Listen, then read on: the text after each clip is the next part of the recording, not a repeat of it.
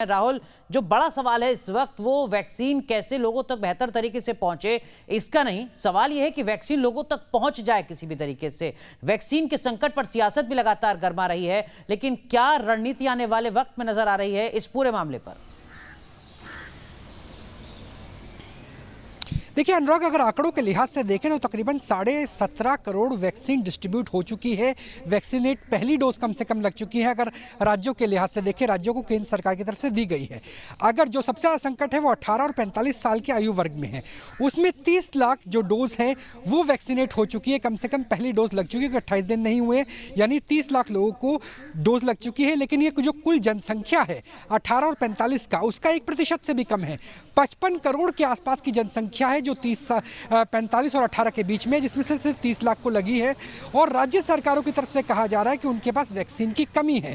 केंद्र सरकार की तरफ से कहा जा रहा है, जैसे कर्नाटक ने 2 करोड़ वैक्सीन का ग्लोबल ऑर्डर दिया, जैसे उत्तर प्रदेश सरकार ने 5 करोड़ का ग्लोबल ऑर्डर दिया है, वैसे आप ग्लोबल ऑर्डर में जा सकते हैं। लेकिन तेलंगाना के मुख्यमंत्री, दिल्ली के मुख्यमंत्री कहते हैं कि अगर सब कुछ राज्यों को करना है तो केंद्र का फायदा क्या है। और यह भी गिनाया जाता है कि 1980 के कानूनों के तहत यह प्रावधान है कि भारत सरकार चाहे तो जो फॉर्मूला है, कम से कम जो ICMR भारत बायोटेक की वैक्सीन का है, कोवैक्सीन का है, वो शेयर किया जा सकता है बाकी कंपनियों के द्वारा।